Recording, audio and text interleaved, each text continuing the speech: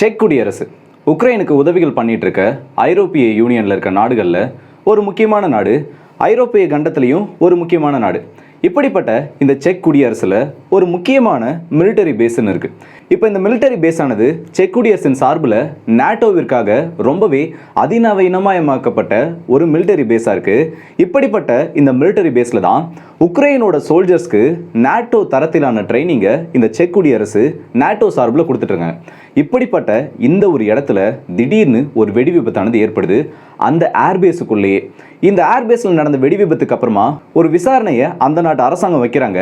அந்த நாட்டு அரசாங்கத்துக்கு அதிர்ச்சி தரக்கூடிய மாதிரி இந்த விசாரணையில் பல உண்மைகளானது 24 மணி நேரங்களுக்குள்ளேயே வெளியாக ஆரம்பிச்சிருக்கு. இதுக்கு பின்னாடி யார் இருக்காங்க? இந்த சம்பவத்தில் ரஷ்யாவுக்கு ஏதாச்சும் பங்குகள் இருக்கா?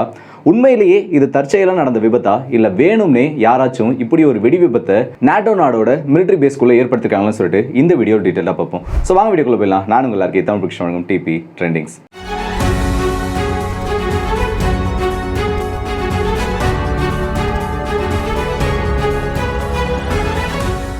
ஜியாகிரபிக்கல் வைஸ் இந்த செக் குடியரசை பார்த்தோன்னா எப்படி ஏஷியன் கான்டினென்ட்ல இந்த ஆப்கானிஸ்தான்ன்றது ஒரு லேண்ட் லாக்டு கண்ட்ரியோ, மங்கோலியான்றது ஒரு லேண்ட் லாக்டு கண்ட்ரியோ, அதே மாதிரி இந்த யூரோப் ரீஜியனில் இந்த செக் குடியரசும் ஒரு லேண்ட் லாக்டு கண்ட்ரி. இதை சுற்றி போலாந்து ஒரு பக்கம், ஜெர்மனி ஒரு பக்கம், ஸ்லோவாக்கியா, ஹங்கேரின்னு சொல்லிட்டு இந்த நாட்டை சுற்றி நிறைய பெரிய பெரிய நாடுகளும் சின்ன நாடுகளும் இருக்குது. இப்படிப்பட்ட இந்த செக் குடியரசில் முக்கியமான பல மிலிட்டரி இன்ஃப்ராஸ்ட்ரக்சர்ஸ்ன்றது பல கட்டங்களாக இந்த நாட்டோவில் இந்த செக் குடியரசு சேர்ந்ததுக்கு அப்புறமா அதில் ஏற்படுத்தப்பட்டிருக்கு. இதில் முக்கியமான ஒரு இடம்னு பார்த்தோன்னா இந்த செக் குடியரசில் இருக்க லிம்பாவா மிலிட்டரி பேஸ்னு சொல்லுவாங்க. இந்த பேஸுக்கு பழமையான ஒரு வரலாறே இருக்குது. சோவியத் ஏரா காலகட்டத்திலிருந்து கோல்டு வார் சமயத்துக்கு முன்னாடியிலிருந்தே இந்த பேஸ் ஆனது ரொம்பவும் முக்கியமானதாக பார்க்கப்பட்டு இருக்கு. சோவியத் ஏரா காலகட்டத்தில் இந்த கோல்டு வார் டைமில் வார்சோ பேக் ஃபோர்ஸஸாலையும் இந்த பேஸ் ஆனது பயன்படுத்தப்பட்டு இருக்கு. அதுக்கப்புறமா சோவியத் ரஷ்யா விழுந்து இந்த நாட்டோட வளர்ச்சிக்கு அப்புறமா இந்த நாட்டோவில் இந்த செக் குடியரசு சேர்ந்ததுக்கு அப்புறமா நாட்டோவுக்காக முழுக்க முழுக்க இந்த பேஸ் ஆனது பயன்படுத்தப்பட்டு இருக்கு. இந்த பேஸ் ஆனது எந்த அளவுக்கு ஒரு பெருசு, இல்லை எந்த அளவுக்கு இதில் அதிநவீனமான ஃபெசிலிட்டிஸ் இருக்குன்னு சொன்னா, இப்போ நம்ம சென்னை எடுத்துக்கோங்க. நம்ம சென்னையோட திருவான்மியூர், வேளச்சேரி, கிண்டி, இந்த பக்கம் மயிலாப்பூர், இந்த எல்லா இடங்களையும் சேர்த்தா எந்த அளவுக்கு ஒரு பெரிய நிலப்பரப்பு வயசான ஒரு பெரிய ஸ்ட்ரக்சர் கிடைக்குமோ அதே அளவுக்கு இதோட எக்ஸ்டர்னல் ஸ்ட்ரக்சர்ஸ் முதல் கொண்டு இந்த பேஸை அவ்வளவு பெருசாக கட்டி வச்சிருக்காங்க. நாட்டோ கிட்ட இருக்கிறதுலே இப்போ யூரோப் கான்டினென்ட்ல இருக்கிறதுலேயே ஒரு முக்கியமான, அது மட்டும் இல்லாமல் அதிநவீனமான மிலிட்டரி பேஸ்னு பார்த்தோன்னா இந்த லிம்பாவா மிலிட்டரி பேஸ்க்கு ஒரு முக்கியமான இடம் இருக்குன்னு சொல்லலாம். அது மட்டும் இல்லாமல் நேரடியாக ஒரு நியூக்ளியர் எக்ஸ்ப்ளோஷன் ஆனது இந்த மிலிட்டரி பேஸ் மேலே நடத்தப்பட்டா கூட அதை தாங்கி அங்கே இருக்க ஆயுதங்களை பத்திரமா பார்த்துக்கிற அளவுக்கு ரொம்பவே உள்கட்டமைப்புகள் அதிகமாக இந்த ஒரு மிலிட்டரி பேஸ் மேலே செய்யப்பட்டிருக்கு. இந்த இடத்துல அமெரிக்காவோட அதிநவீன வெப்பன் சிஸ்டம்ஸும் அடிக்கடி போர் ஒத்திகை மற்றும் போர் பயிற்சிக்காக வந்து போகும். அந்த அளவுக்கு ஒரு முக்கியமான மிலிட்டரி பேஸ் தான் இந்த லிம்பாவால இருக்க இந்த ஒரு மிலிட்டரி பேஸ். இந்த ரஷ்யா உக்ரைன் போர் 2022 ஆரம்பிச்சதுக்கு அப்புறமா இந்த பேஸ்ல உக்ரைனோட வீரர்களுக்கு சில விமானங்களை ஆப்ரேட் பண்றதுக்கான ட்ரைனிங்கும், அது மட்டும் இல்லாமல் ரஷ்யன் ஃபோர்ஸஸை எப்படி கவுண்டர் பண்ணலாம், இவங்களோட மிலிட்டரி ஸ்ட்ராட்டஜி, அதாவது நாட்டோட ஸ்ட்ராட்டஜியை இந்த உக்ரைனியர்களுக்கு எப்படி சொல்லிக் கொடுக்குறது, அதை ப்ராக்டிக்கலாக எப்படி இம்ப்ளிமெண்ட் பண்ணி காமிக்கிறதுன்னு சொல்லிட்டு எல்லா வகையிலையும் இந்த மிலிட்டரி பேஸ்ன்றது போத் உக்ரைனா இருக்கட்டும், இந்த நாட்டோ நாடுகளுக்கு இருக்கட்டும், ஒரு பிரிட்ஜாக இருந்துச்சு. இந்த இடத்துல ரெண்டு நாடுகளையும் சேர்த்து வைக்கிற ஒரு அமைப்பாகவே இந்த பேஸ் ஆனது இருந்துச்சு.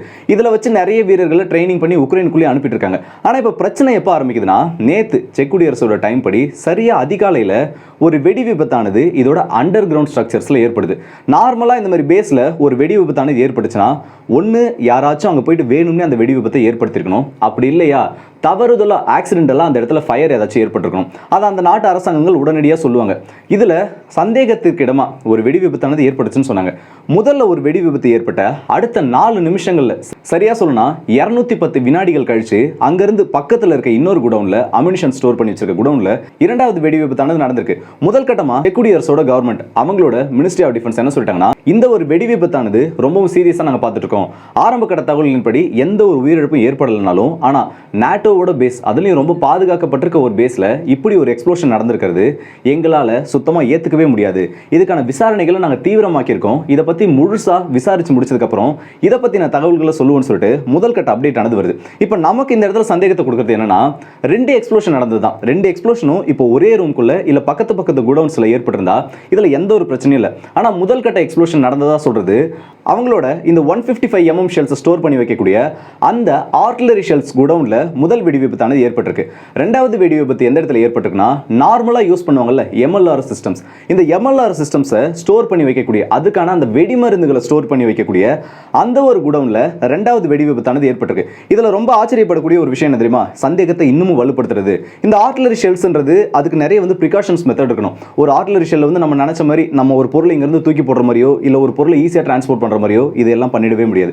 ஏன்னா இதுல இருக்க அட்வான்ஸ்டு ஃபியூஸ் மெக்கானிசம், இதுலயும் ரெண்டு ஃபியூஸ் மெக்கானிசம் இருக்கு. ஒன்னு வந்து பிசிக்கல், இன்னொன்னு வந்து எலக்ட்ரானிக்கல். இந்த பிசிக்கல் ஃபியூஸ் மெக்கானிசம் பொறுத்த வரைக்கும் ஒரு குறிப்பிட்ட பிரஷர்ல இல்ல ஒரு குறிப்பிட்ட ஃபோர்ஸ்ல அந்த ஆர்ட்டிலரி ஷெல் ஆனது கீழே விழுந்துருச்சுன்னா அதுல ஏற்படக்கூடிய அந்த இம்பாக்டால உள்ள இருக்கக்கூடிய அந்த ஃபியூஸ் ஆனது ஆக்டிவேட் ஆகி வெடிச்சு செதறிடும். இது முதல் டைப்.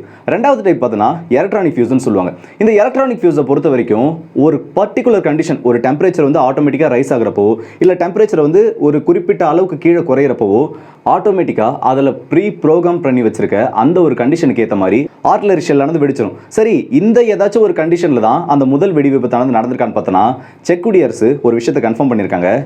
இன்டர்னல் எக்ஸ்ப்ளோஷன் எதுவும் நடக்கலை. ஃபாரின் சப்ஸ்டன்ஸ் மூலயமா, அதாவது எக்ஸ்டர்னல் எக்ஸ்ப்ளோஷன் மூலயமா தான் இந்த வெடி விபத்தானது ஏற்படுத்தப்பட்டிருக்கு. ஸோ ஒரு விஷயம் கன்ஃபார்ம் ஆயிடுச்சு, உள்ள இருக்க ஆர்ட்டிலரி ஷெல் ஃபிசிக்கல் ஹேண்ட்லிங்கால மாதிரியோ இல்லை அங்கே இருக்கக்கூடிய ஃபிசிக்கல் கண்டிஷன்ஸால வேற ஏதாச்சும் பிரச்சனைகள் ஏற்பட்டோ வெடிக்கல. மூணாவதா ஏதோ ஒரு சப்ஸ்டன்ஸ் இந்த இடத்துல இந்த எக்ஸ்ப்ளோஷனை ட்ரிகர் பண்ணிருக்கு. அதே ஒரு கண்டிஷனையும் தான் இந்த இடத்துல அந்த அம்யூனிஷன், இரண்டாவது அம்யூனிஷன் குடவுன்ல ஏற்பட்ட வெடி விபத்துக்கும் இவங்க சொல்லியிருக்காங்க. இன்டர்னலா எந்த ஒரு எக்ஸ்ப்ளோஷனும் அந்த இடத்துல நடக்கலன்னு சொல்லிட்டு. ஸோ இது எல்லாத்தையும் கூட்டி கழிச்சு பார்க்குறப்போ உங்களுக்கே ஒரு தெளிவான விஷயம் புரிஞ்சிருக்கும். அந்த இடத்துல ஆக்சிடென்டலா எதுவும் நடக்கல. அதுவும் சீரியஸா ஒரு வெடி விபத்து நடந்த அடுத்த 4வது நிமிஷத்துல இன்னொரு வெடி விபத்து நடந்திருக்கிறது. சம்திங், ஏதோ ஒரு விஷயத்தை உள்ள போய் யாரோ பண்ணியிருக்காங்க. இப்போ நிறைய பேர் என்ன தெரியுமா பேச ஆரம்பிச்சிட்டாங்க, இந்த ஒரு அப்டேட் ஆனது செக் குடியரசுல இருந்து வந்ததுக்கப்புறமா ரஷ்யாவோட உளவாளிகள் செக் குடியரசோட பேஸ்குள்ள, அதாவது நாட்டோவால் ஆப்ரேட் பண்ணப்பட்டு இருக்க இந்த உக்ரைன் சோல்ஜர்ஸ்க்கு ட்ரைனிங் கொடுக்கக்கூடிய அந்த ஒரு பேஸ்குள்ள நுழைஞ்சிட்டாங்க. அப்படி நுழைஞ்சவங்க இப்படி ஒரு பெரிய எக்ஸ்ப்ளோஷனுக்கான பிளானை பண்ணியிருக்காங்க. ஆனால் அதில் தோல்வி அடைஞ்சிருக்காங்கன்னு சொல்லிட்டு இன்னொரு பக்கம் அதே செக் குடியரசில் இருக்க பல பத்திரிகைகள் செய்தியை எழுத ஆரம்பிச்சிருக்காங்க. இதில் எந்த ஒரு விஷயத்தையும் செக் குடியரசு இப்போ கன்ஃபார்ம் பண்ணலை, ஒரே ஒரு விஷயத்தை தவிர. ஆமாம், எங்களோட பேஸ்குள்ள எக்ஸ்ப்ளோஷன் நடந்திருக்கு, அதுவும் இன்டர்னல் எக்ஸ்ப்ளோஷன் நடக்கல, வேற ஏதோ ஒரு தேர்ட் சப்ஸ்டன்ஸ் மூலமா இந்த எக்ஸ்ப்ளோஷன் நடந்திருக்கு, இதுக்கான விசாரணைகளை நாங்கள் இடங்கி இருக்கோம்னு சொல்லிட்டு. சரி, இந்த ஒரு பேஸ் அடிச்சா ரஷ்யாவுக்கு என்ன ஒரு பெரிய அட்வான்டேஜ் அது மாறிட போகுது. இதனால ரஷ்யா, இது ஒருவேளை ரஷ்யா பண்ணியிருந்தாங்கன்னா அதனால அவங்களுக்கு என்ன ஒரு பெரிய அட்வான்டேஜ் ஏற்பட்டுரும் கேட்குறீங்களா? இது வந்து ஒரு ஹப் மாதிரிங்க. நல்லா இந்த மேப்பை பாருங்க, இந்த செக் குடியரசோட அதுவும் இந்த லிம்பாவா மிலிட்டரி பேஸ் இருக்க இந்த ஒரு மேப்பை பாருங்க. இந்த பக்கம் ஜெர்மனில இருந்து லண்டன்ல இருந்து எந்த ஒரு உதவிகளானது உக்ரைனுக்கு போனாலும் ஒரு டிரான்ஸ்போர்ட் ஹப்பாவே இதை மாற்றி யூஸ் பண்ண முடியும். நாட்டோ நாடுகளுக்கு நாளைக்கு ஒரு பிரச்சனை வருது, ரஷ்யாவை போயிட்டு அடிக்கணும், ரஷ்யாவோட எல்லையில் உடனடியாக நம்மளோட ஆயுதங்களை கொண்டு போயிட்டு நிறுத்தணும்னா அதுக்கு முக்கியமான லாஜிஸ்டிக்ஸை ஹப்பா விளங்க போகிறதே இந்த ஒரு மிலிட்டரி பேஸ் தான். அதன் காரணமாக தான் இதில் ஏற்பட்ட இந்த ஒரு விபத்து ரொம்பவே நாட்டோ நாடுகள் முழுக்க பரபரப்பாக பேசப்பட்டு இருக்கு. இதில் யார் பண்ணியிருப்பாங்க, என்ன பண்ணியிருப்பாங்கன்றத செக் குடியரசு சொல்ல மாட்டாங்க. ஒருவேளை இது ரஷ்யாவோட உளவாளிகள் பண்ணியிருந்தாலும் அதை வெளிப்படையாக நாட்டோவோட ஏர்பேஸ்குள்ளே நுழைஞ்சு ரஷ்யாவோட உளவாளிகள் இப்படி ஒரு வேலையை பண்ணிட்டாங்கன்னு சொல்லிட்டு அவங்களால சொல்ல முடியாது. அப்படி சொன்னால் நாட்டோவில் இருக்க மற்ற நாடுகளுக்கு அது பிரச்சனை ஏற்படுத்தும். அது எப்படி இந்த ஒரு நாடு சொல்லிட்டா மற்ற நாடுகளுக்கு பிரச்சனை ஏற்படும் கேட்குறீங்களா? நாளை பின்ன, ஏன்னா இப்போ எல்லா நாட்டிலையுமே உளவாளிகள் இருப்பாங்க. அதுலேயும் ரஷ்யாவோட உளவாளிகள், நாட்டோட உளவாளிகள்னு சொல்லிட்டு ரஷ்யாவோட உளவாளிகள் நாட்டோ நாடுகளுக்குள்ளேயும் நாட்டோட உளவாளிகள் ரஷ்யாவுக்குள்ளேயும் இருப்பாங்க. இப்போ ஒரு செட் ஆஃப் ஈவெண்ட் நீங்கள் ஒரு விஷயத்தை நல்லா கவனிச்சு பார்த்தீங்கன்னா தெரியும். ஏதாச்சும் ஒரு விஷயம் நடந்த மாதிரி ஒரு நியூஸ் ஆனது வந்துச்சுன்னா, இந்த இடத்துல ஒரு எக்ஸ்ப்ளோஷன் நடந்துருச்சுன்னு சொல்லிட்டு அடுத்தது ஒரு 10 நாளைக்காச்சும் ஒரு 2-3 செய்திகளானது இதே பேட்டர்னில் வரும். உதாரணத்துக்கு ஒரு Su-34 உக்ரைன் அடிச்சிட்டாங்கன்னா அடுத்த ஒரு வாரத்துக்கு அந்த Su-34 பற்றின நியூஸ் மட்டும்தான் வரும். புது புது இன்சிடென்ட்டில் அந்த Su-34 சிக்கிக்கிட்டே இருக்கும். ஸோ இதே மாதிரி இதை ரஷ்யா மட்டும் பண்ணியிருந்தாங்கன்னா இன்னும் ஒரு 10 நாளைக்குள்ள இதே மாதிரி ஒரு சம்பவம் திரும்பவும் ரிப்பீட் ஆகிறதுக்கான சான்சஸ் இருக்குது. இது நாட்டோவுக்குள்ள, நாட்டோவோட நாடுகளுக்குள்ள ஒரு பதற்றத்தை கண்டிப்பாக ஏற்படுத்தும். இது ரஷ்யாவோட உளவாளிகள்லாம் பண்ணியிருப்பாங்கன்னு சொல்லிட்டு செக் குடியரசில் இருக்க நிறைய பேர் நம்பிக்கிட்டு இருக்காங்க. அதுக்கான வாய்ப்புகளும் இருக்குது. நீங்கள் சொல்லுங்கள், இதை யார் பண்ணியிருப்பாங்க? உண்மையிலே இந்த விபத்தானது தற்செயலாக நடந்திருக்குமா, இல்லை நீ என்னடா உக்ரைனோட சோல்ஜர்ஸ்க்கு ட்ரைனிங் கொடுக்குற, அப்படி அந்த இடத்துல ட்ரைனிங் கொடுத்தினா அந்த பேஸ்க்குள்ளேயே ஒரு தாக்குதலை, ஒரு வெடி விபத்தை என்னால் ஏற்படுத்த முடியும்னு சொல்லிட்டு ரஷ்யா அவங்களோட உளவாளிகளை வச்சு இந்த கேமை ப்ளே பண்ணியிருப்பாங்களான்னு நீங்கள் என்ன நினைக்கிறீங்கிறத மறக்காம கமெண்ட் செக்ஷனில் சொல்லுங்கள். ஸோ அடுத்த வீடியோ சந்திப்போம். அதுவரை உங்களுக்கு விடைபெறுவது உங்கள் ஆர்கே.